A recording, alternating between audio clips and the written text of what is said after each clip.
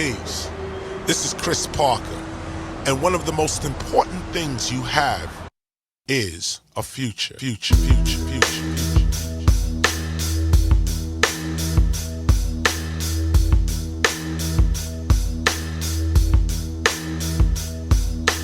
No matter what your situation is like right now, you can always turn your future into whatever you decide it is going to be.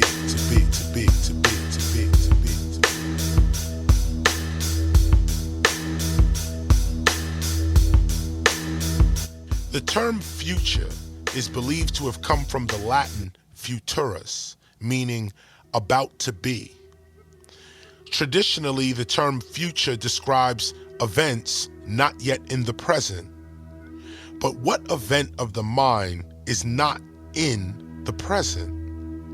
If we can describe it now, then it is with us now, even if it is about to be.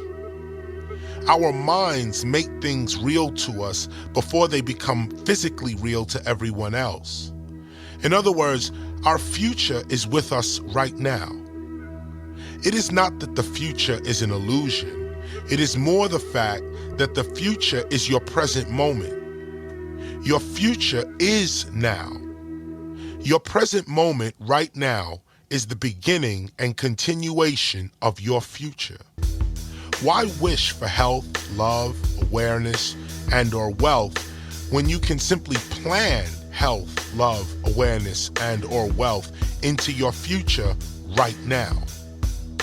This teaching is about the planning of one's paradise. This teaching does not deny the mind. It teaches how to direct one's mind toward one's own self-creation. This teaching does not quiet the mind, it puts it to use. Make no mistake here, this CD series is about the power of future.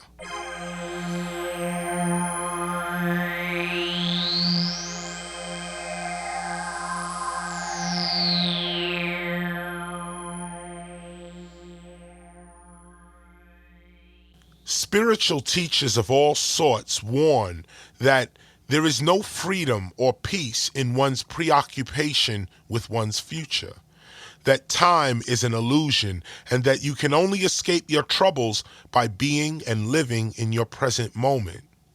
And I believe this is true. But I also know that as you attempt to actually walk and live such a practice, you find out rather quickly that such a life requires some preparation to achieve. If you must adjust your life to live in the now, then even your adjustment is futuristic in reality. It still must be planned for. This teaching is about self-creation.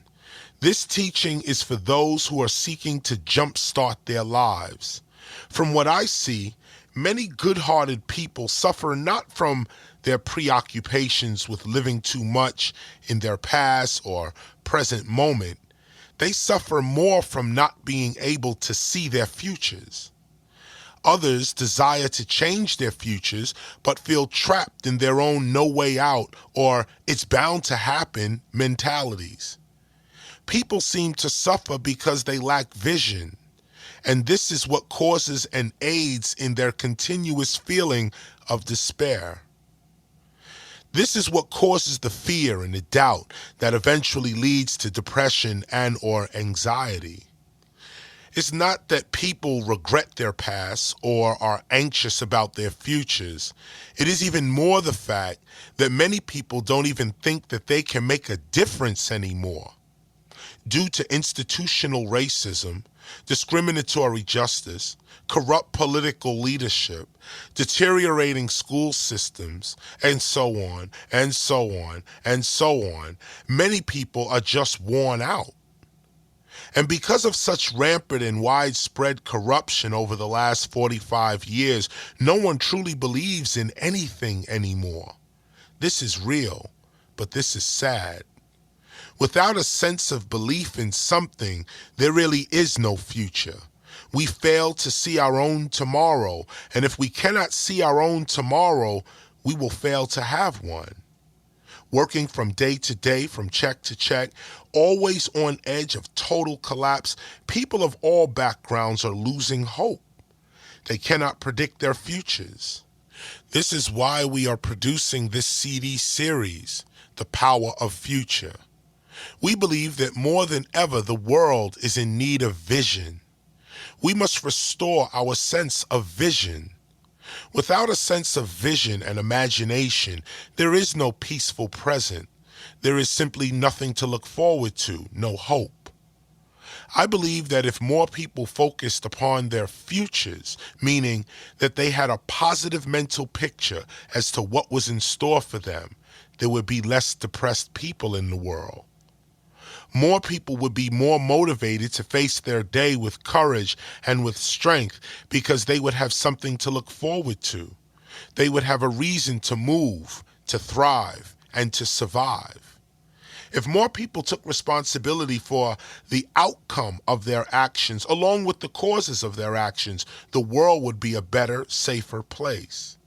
If we all committed to our future, we would all live in peace, knowing that we built the life that we wanted to live. No, the future is not the problem. The problem is living exclusively from your present moment with little thought as to the state of your inevitable future and/or the future of others. Respecting the existence of your own future is a literal act of maturity and self-creation. Neglect for one's future is a literal act of self-destruction. You are growing toward your vision of yourself. So what do you see? The one who respects one's future is responsible in one's present. Such a person has the capacity to think for the well-being of those who are yet to be. On the other hand, neglect for the future is what has led to our present environmental challenges. For if there is one thing that we all have, it is a future. Your past you might be ashamed of and not want to have, and your present might be shared or even troubled by the existence of others. But your future is whatever you decide it is going to be. Your future is what you are really working with.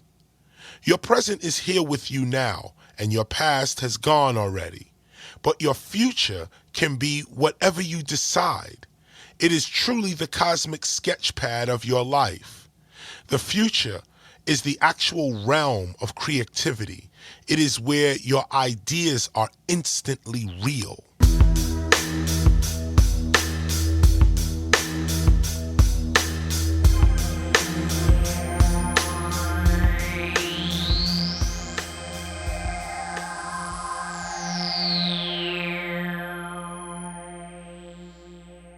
If an electrician walked into a room with a person untrained and unskilled in electronics, it is safe to say that the electrician and the unskilled individual would view the room in two different ways. The electrician would walk into the room and see things that the untrained, unskilled individual would not. It's the same room, but the electrician sees the room in one way and the untrained individual sees the room in another way. It is just that the electrician has a certain knowledge that gives her the ability to see the room in a different way, even in a more expanded way. The electrician, just by glancing at the room, would habitually take special notice to the room's electrical outlets, lighting fixtures, wires, etc. The electrician would see certain things about the room that the untrained individual simply could not. It is not that the electrician is a better person or even a more intelligent person than the untrained individual. It is simply a matter of awareness. Because of a certain knowledge, the electrician has access to a different sight, a broader view. Even deeper, we can see how the one room changes several times according to the observer's knowledge or awareness of that room. The electrician sees one kind of room, and the untrained individual sees another kind of room. But in reality, there is only one room. The room can change again if a professional painter accompanied the untrained individual and the electrician into the same room. The painter's knowledge of paint and wall textures would reveal an entirely different room to the painter than the electrician and the untrained individual might be capable of seeing.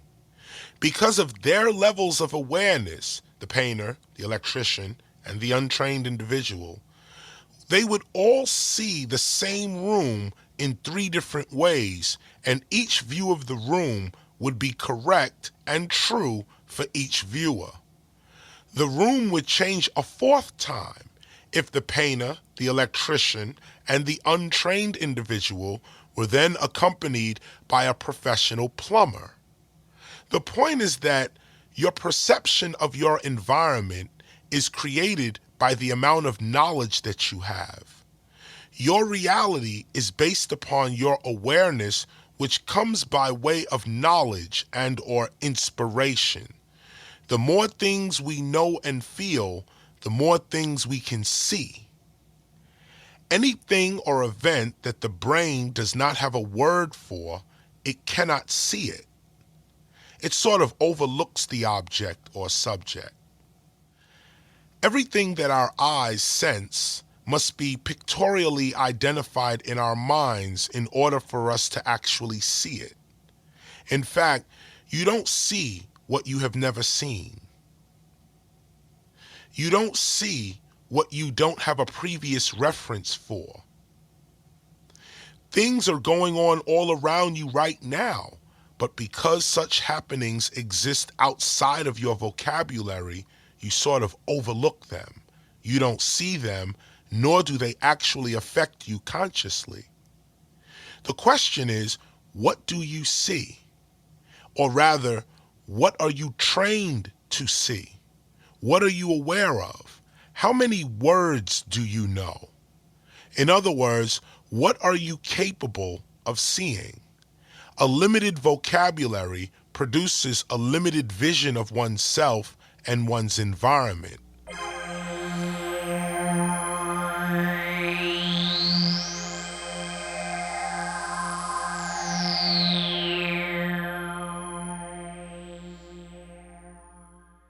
Most of what you experience in your adulthood is first created in your childhood.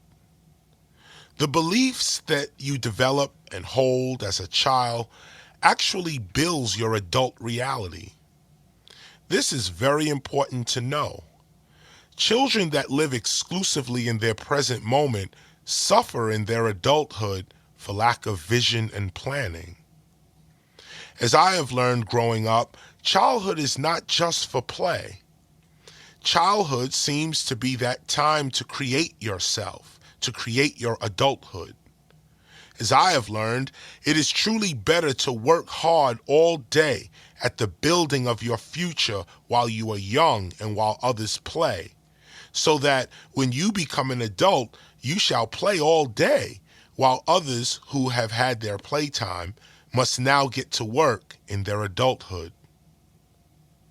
The idea is to work at the creation of yourself while you are young so that you may relax and play as you get older. Play is for children to engage in the difficult work of creating themselves. You must realize rather quickly that the 20-year-old you has depended upon the 10-year-old you for its very survival. And the 30-year-old you is depending upon the 20-year-old you for its very survival. And the 40-year-old you is depending upon the 30-year-old you for its survival. As an example, just think for a moment about the decisions that you made as well as the decisions made for you at age 10. Whether you were conscious or unconscious of the decisions made at age 10, nonetheless, they have had a profound effect upon your life at age 20. And yes, the decisions that you possibly made at age 20 will and or has had a profound effect upon your well-being at age 30. The point is to be a friend to yourself, to be a guardian angel to yourself, to look out for yourself, to be a servant to yourself. This is one of the techniques in building your future. If the 10, 15, 20, and or 25-year-old you did not make the right decisions, it is likely that the 30-year-old you is suffering for it today. But you can grab hold of your life right now and create the future that you desire right now. The future you is truly depending upon you today to make the right decisions for its well-being. This is what it means to be a friend to your own self. Do not wait until you are 30, 40, 50, or even 60 years of age to ponder how careless you have lived your life at age 20, 25, 30, and even 35. Grab hold of your life now. As a homeless man wandering New York, searching for the real me, I developed a few exercises that 20 years later, I must say, actually work. In this first exercise, let us realize our second set of senses and begin putting them to use. You may ask, what second set of senses? And the answer is that physically we have sight, hearing, touch, taste, smell, and even intuition, commonly called a sixth sense, that makes things real for us.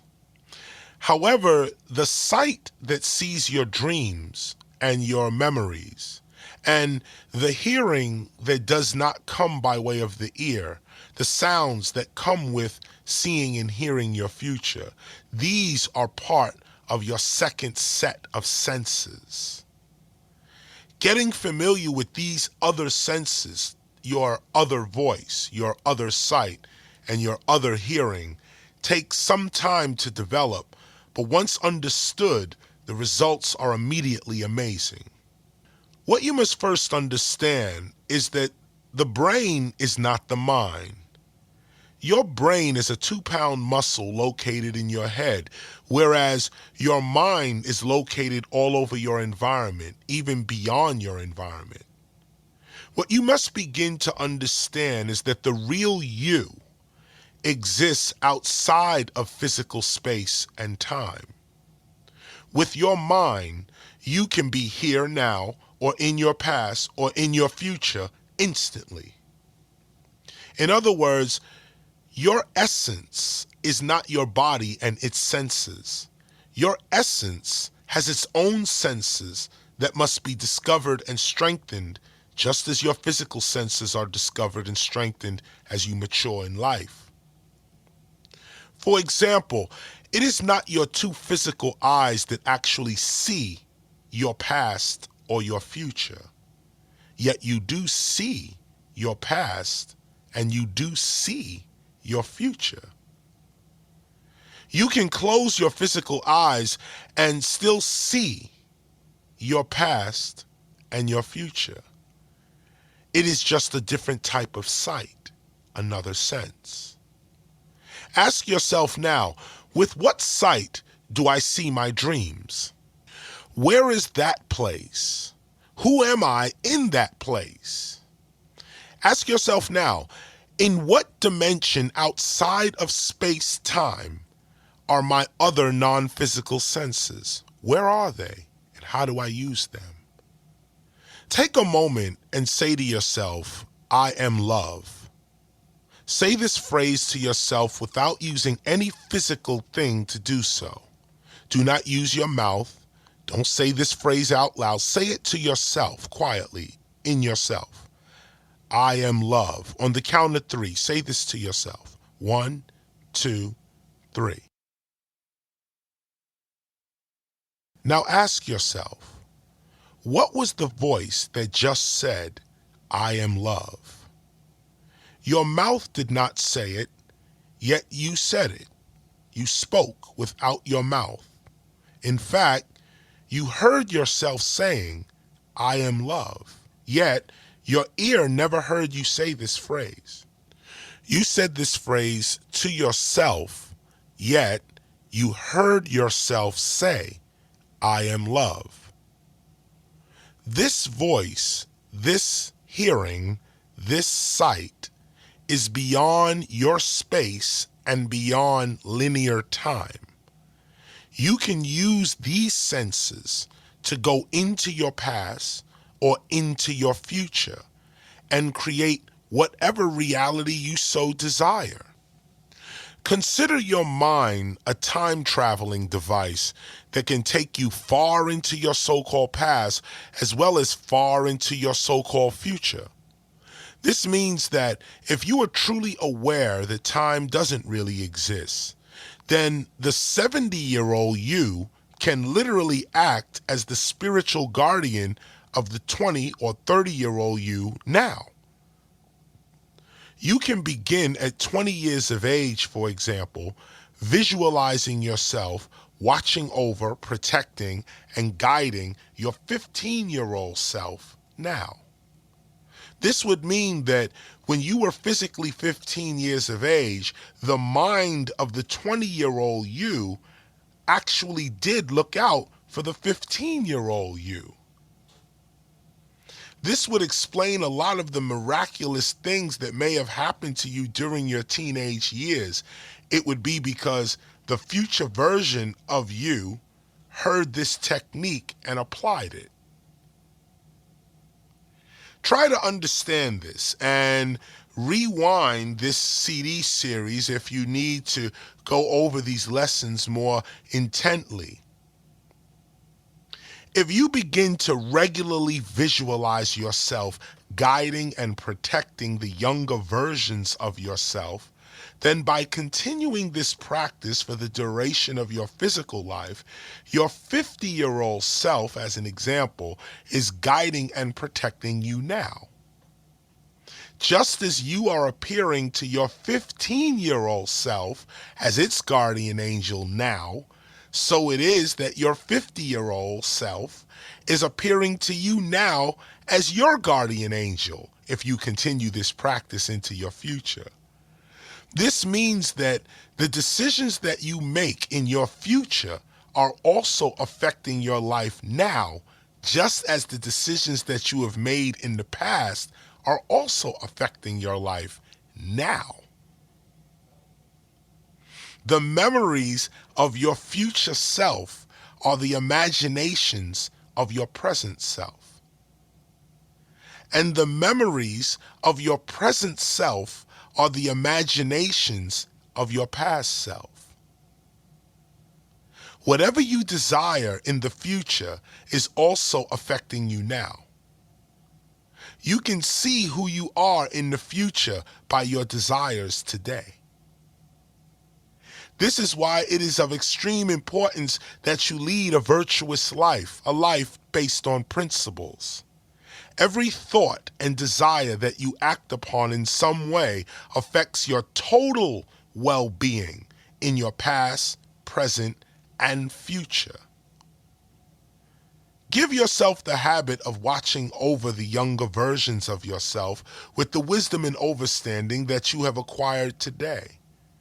If you continue this practice of praying and or meditating back onto yourself for the duration of your life, then indeed the future you is correcting, guiding, and protecting you right now with what you have yet to learn. The 16-year-old you, now aware of this gospel, must also listen out for the warnings and inspiration of the 60-year-old you. It's all you. Be a friend to yourself. Be a friend to your 70-year-old self by eating, thinking, and exercising daily. Be a friend to your 20, 30-year-old self by making the right decisions as a teenager.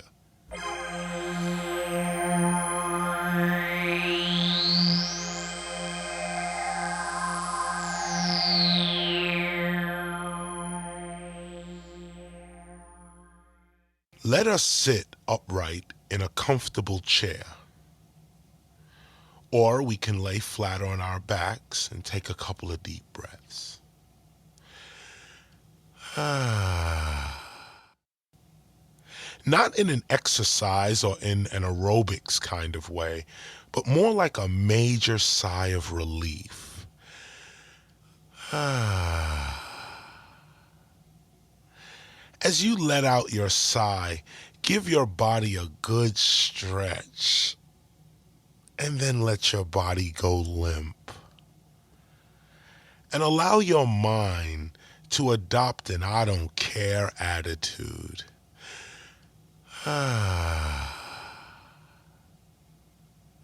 In other words, relax. Detach yourself from the world and everyone in it. Take this moment to yourself. Try to feel this for a little while.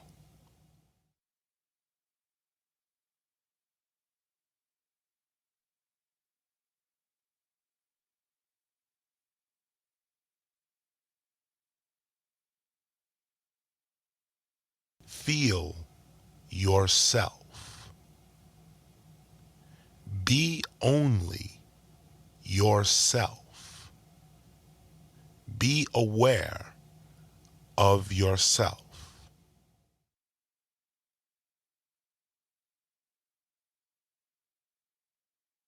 Feel your head. Feel your arms. Feel your feet, your stomach.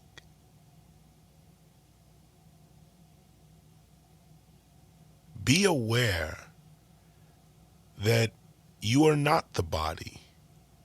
You are the conscious light within it. Go now back to your past. See yourself. Go back to a historical moment in your past and see yourself. Hover over yourself and give yourself whatever you need at that moment. Fill your room with light, with healing light, with awareness light, with a loving light. Give yourself the love you deserve.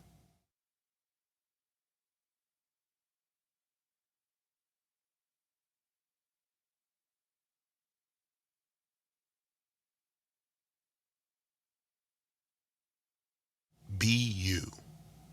Do not hide from your true nature. Feel the real you.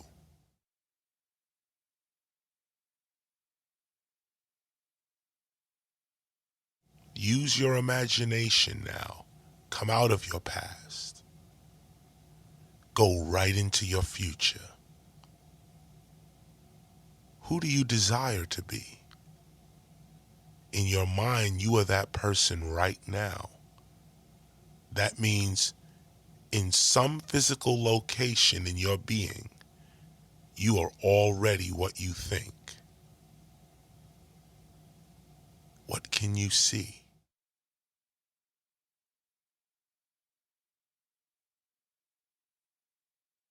Take this moment to actually see yourself. See what you desire for yourself. Your future is with you right now. What you think will come to pass.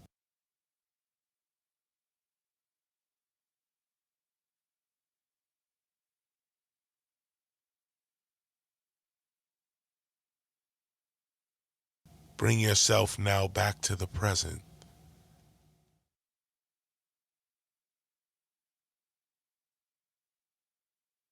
Be here now in the present.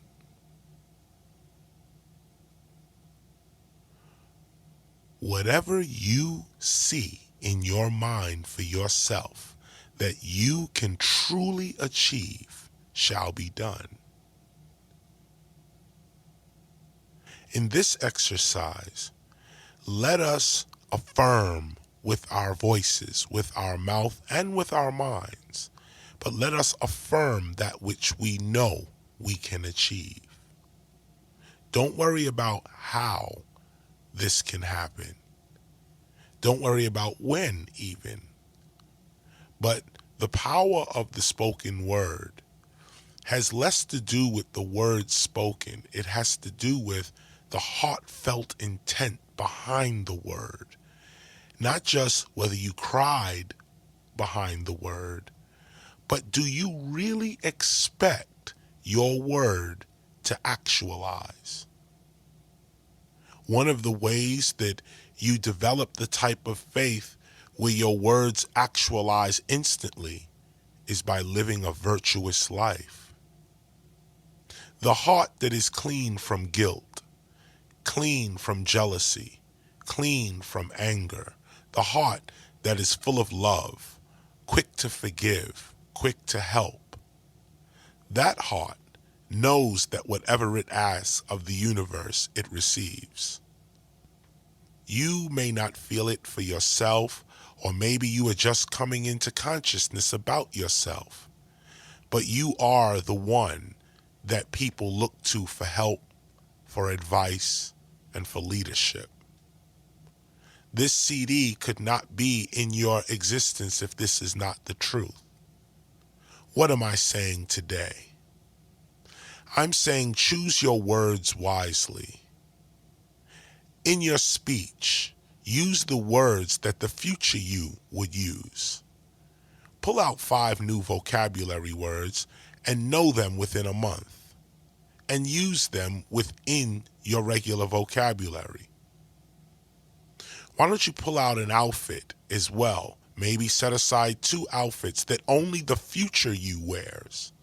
Don't mix these outfits up with anything else. Pull out 2 outfits that only the future you will wear. In addition to that, you may want to take a piece of paper, pen, pad, and write down the attributes of the future you. So when you put on the clothes and the attitude and the attributes of the future you, you create the whole reality that the future you lives within. I'm quite sure the future you lives within health, love, awareness, and wealth. The future you is content, prosperous, at peace. But because your heart is one of caring and one of love, you also seek to help people as well. So remember within your affirmation to always include your environment as well. As you lift up, lift your environment up as well. Because if you lift and your environment does not lift with you, this can cause unnecessary stress to you and the environment. Many spiritual teachers choose to live in the forest or the mountains or the desert. They choose not to live amongst a lot of people because once you are enlightened, it doesn't mean that everyone else is. But this particular CD series speaks to those who seek enlightenment in the cities, in urban areas, those who live the reality of everyday city life. You can change your reality right now with the proper use of your future.